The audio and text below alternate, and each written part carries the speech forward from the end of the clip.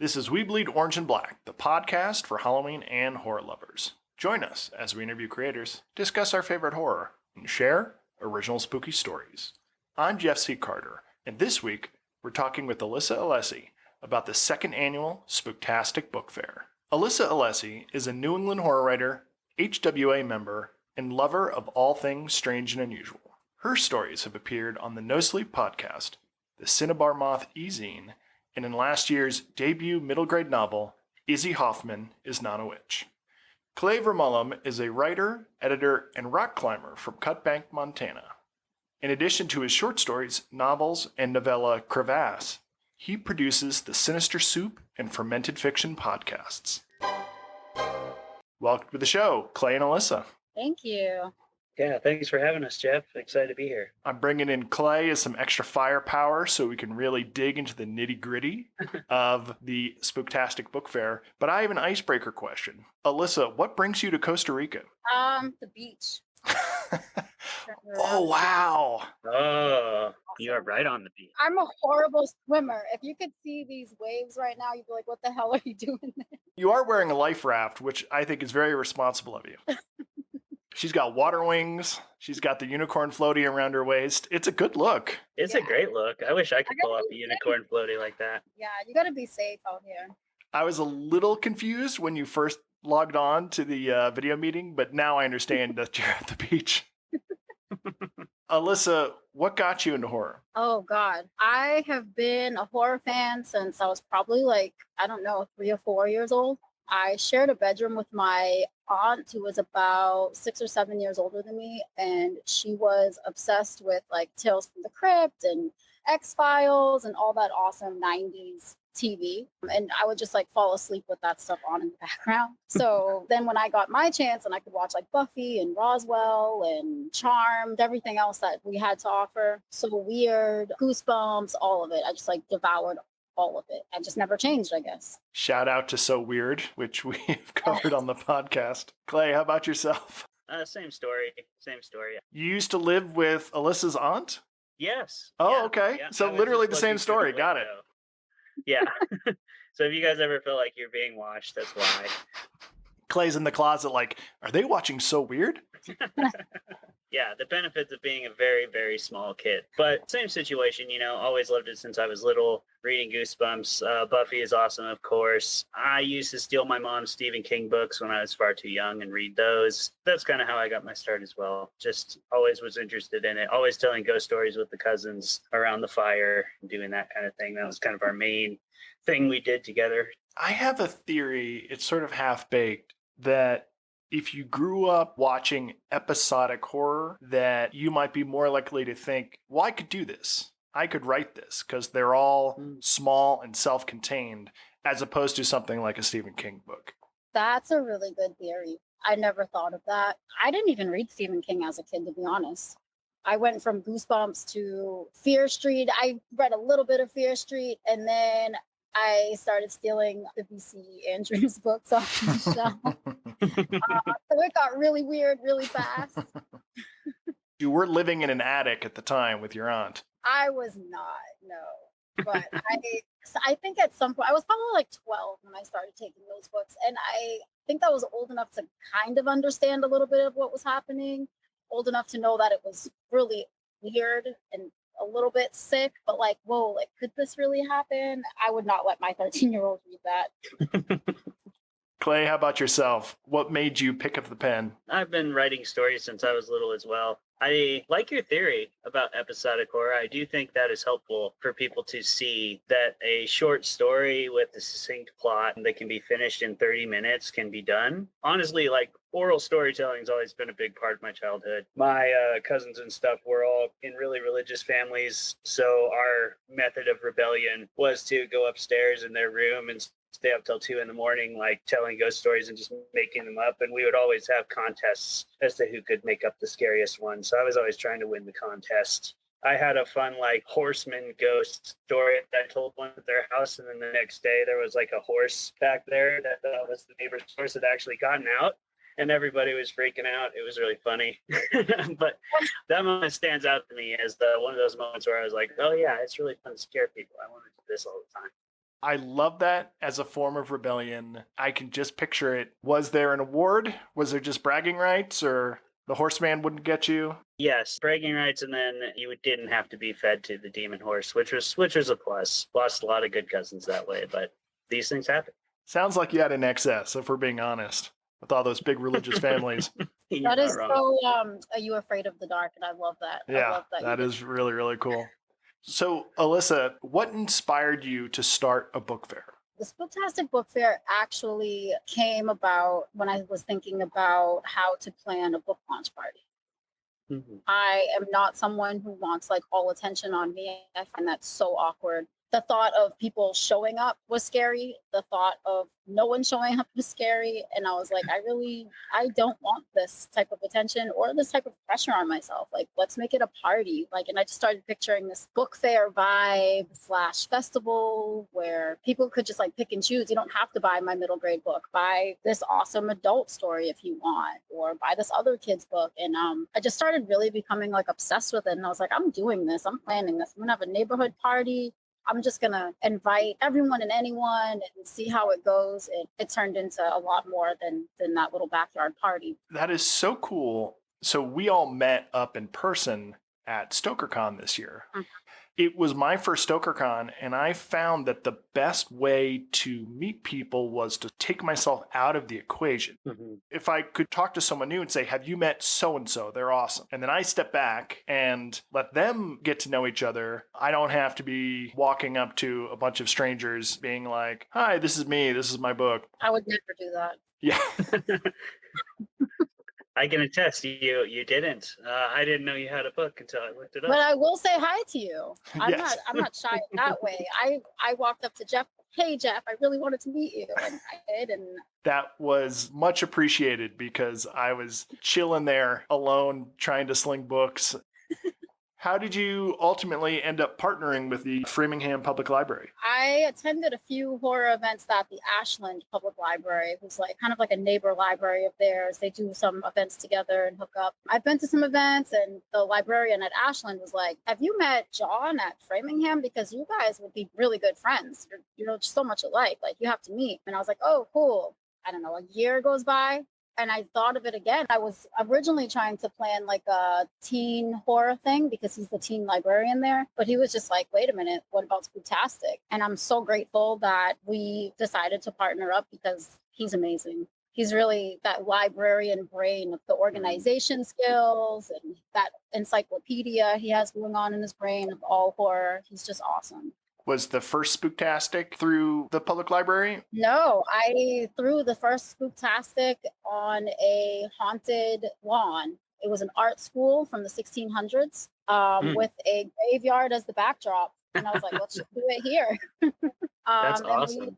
yeah, I mean, we had a bunch of fun. I invited my local people like Eric LaRocca, Clay Chapman. They just awesomely were like, yeah, sure, I'll come to this, which I'm also very grateful for. And then I had like my local friends, Kat Silva, Kino Loyoza, Tom Reimer, just a bunch of people like local who are just into the same type of thing. How did it go in terms of your book launch as well? Like, how did you integrate the book launch portion of the event, and then how did the first event kind of go overall? I think the first event went over okay. Tom Didi was like, oh man, this was so fun. I had a great time. If you do this next year, let me know. And I was like, whoa, I didn't even think about having it for a second year. I was like, oh, okay, great. You've created a monster. Yeah, and in terms of trying to table and run an event like that, it was a nightmare, to be honest. Like, I had my kid at my table. She was like, this is my mom's book. Do you want it? Like, there she is over there. She can sign it over there. I kind of just abandoned that part and tried to like juggle both things, but it didn't really work out too well. So this year I'm just gonna hang back. I'm gonna do what I like to do and talk to all the other authors and help them have a good time. What else did you learn during that first year? Besides, I cannot also table. Yeah. I learned that people in the community are awesome, and if they can help, they will. So I'm just like, you know what? I'm not afraid to ask. No matter how big you think they are or how much you really enjoy their work, they're just normal people. And if you ask, they'll say yes if they can and no if they can't. We cannot be afraid to hear no. Clay and I both know as podcasters, you got to make the ask and you will be shocked at how incredibly generous people in the horror community can be. Absolutely. Yeah, no question. Yeah, generous is the right word for it. But just, yeah, sharing community and friendly. Just the friendliest, like most approachable people I've ever met are fellow horror authors and horror filmmakers, horror podcasters. Everybody in the community is awesome. Alyssa, are you relieved that you don't have to put up with the haunted lawn this time? Yes. I'm relieved that I don't have to pay to use that lawn this time because it was very expensive. There weren't any ghosts, there weren't any dead art students. Unfortunately, not. A black cat did come up on its own to hang out, which was awesome. Always a good sign. What is new at the Spooktastic Book Fair this year? So this year there will be multiple panels, and that's a first. Last year the panels just didn't work out, especially being outside on a lawn. This year the Framingham Public Library has an awesome space, and we'll set up about 5 panels, each with about 5 different authors. What panels can we expect to see this year? The panel I'm looking forward to the most is actually a panel that we named Changing the Narrative, the Future of Horror from Voices of Color. I'm very excited about this. This will be moderated by RJ Joseph. We'll hear from Emmett Nahil, Aquino Loyoza, Christy Williams, and Lisa Stringfellow. So we have a range of people on that panel from all different backgrounds, writing different types of horror, and I'm just super excited to hear what they're going to say. Were there more authors invited this year? We got about 45 to say yes, and I'm so grateful. That's incredible. Thank you. Do you also bring in publishers, or is it pretty much authors tabling and then the panels? Last year we had Quill and Crow Publishing House. This year we'll have Quill and Crow as well as Bad Hand Books. Third Estate Behavioral House just joined the lineup. Now that you've created this monster, what are some of your long-term goals for the Spooktastic Book Fair? Honestly, my long-term goal is to just introduce horror to as many people as possible. Just get books in hands. Maybe people that might be a little apprehensive, they might not think they're into horror. We will just have a range of all different levels. I mean, even starting from hopefully chapter books all the way up until adult short stories, novellas, novels, everything, just so people can kind of dip their toes into it. Hopefully when they meet the author, you get that feeling of, hey, I really connected with this person. I liked what they had to say on that panel. And then maybe they'd be more willing to take a chance on their words. I hope that we can just introduce horror to as many people as possible.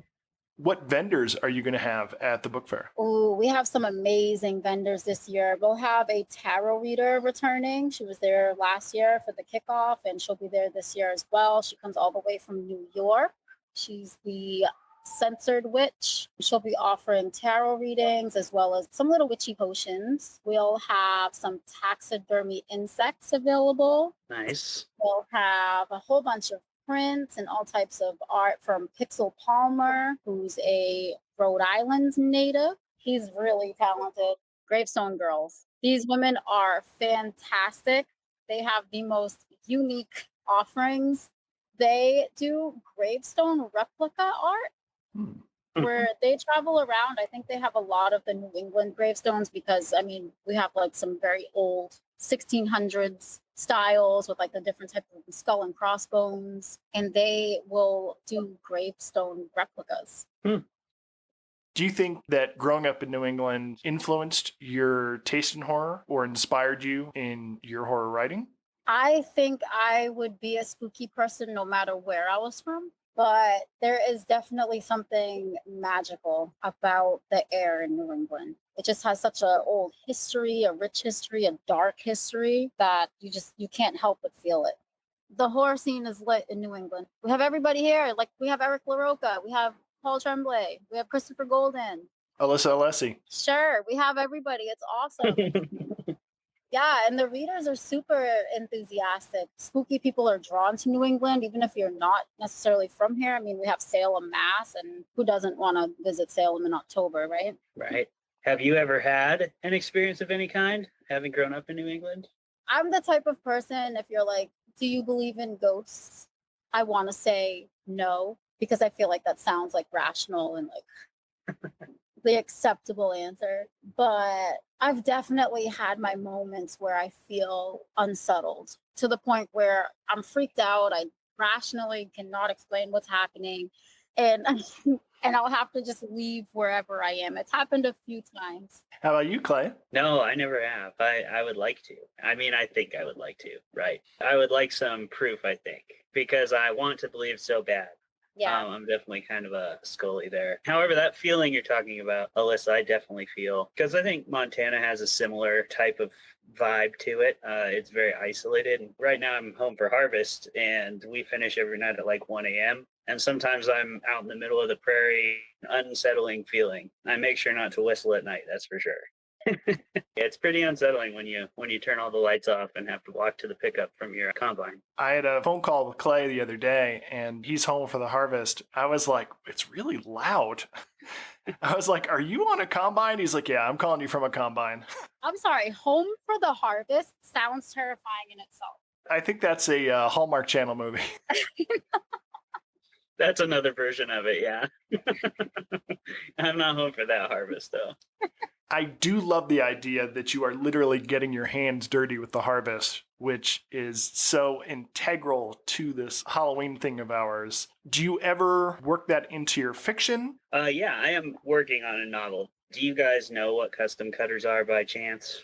I do not. No. So they're like crews of people who they just have the combines and the trucks and they travel the country and they help people harvest. They usually travel up from the south to the north because that's kind of the way the harvest develops. I have a story where custom cutters are creatures and they're on their travels. They're kind of picking people off as they go up every year. I'm working on that. So it's directly worked in there. But yeah, I would say, that sort of feeling of that isolation feeling is in pretty much all the horror I write. I love isolation-centric horror.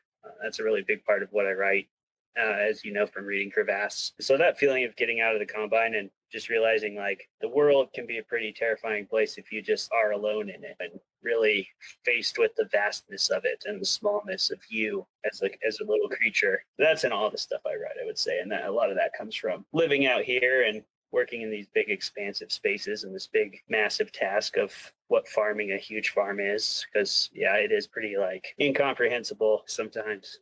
Clay, what project are you working on next? I'm pretty focused on the sequel to Crevasse. Crevasse is my climbing horror novella, came out in 2022. I've been working on and trying to sell the sequel for a while, and I finally got it, convinced my buddy Joe Donnelly from Dark Forest Press to pick it up. So now I gotta finish it.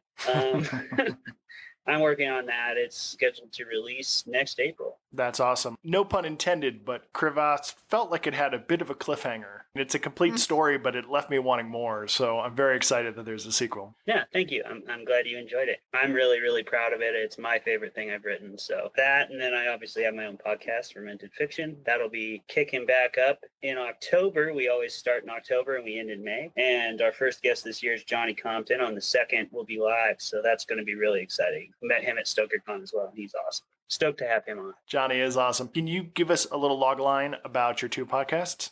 Yeah, totally. Fermented Fiction is a debate game show podcast. We debate genre fiction. We do movies, books, and shows, fantasy, sci-fi, and horror. We roll 2 d20s, and then the high roll has to defend, the low roll has to attack whatever book, show, or movie we are talking about. And then we bring on authors and podcasters and filmmakers from around the industry, and they come and debate with us. So that one's really fun. And Sinister Soup is a new audio imprint from Grendel Press.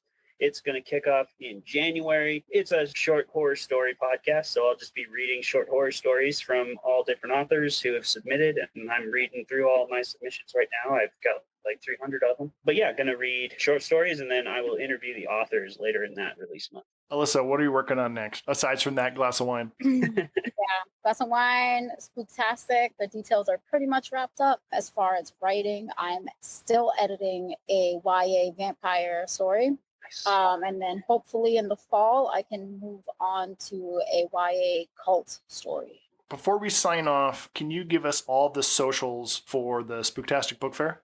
The Spooktastic Book Fair is only on Instagram right now, and you can find that at the handle at Spooktastic Book Fair. For personal, it's just Twitter is my name, Alyssa Alessi. Instagram and TikTok is Pages in the Graveyard. Spooktastic is taking place September 7th at the Framingham Public Library in Framingham, Massachusetts from 11 a.m. to 5 p.m. Are you selling tickets or is it free for all?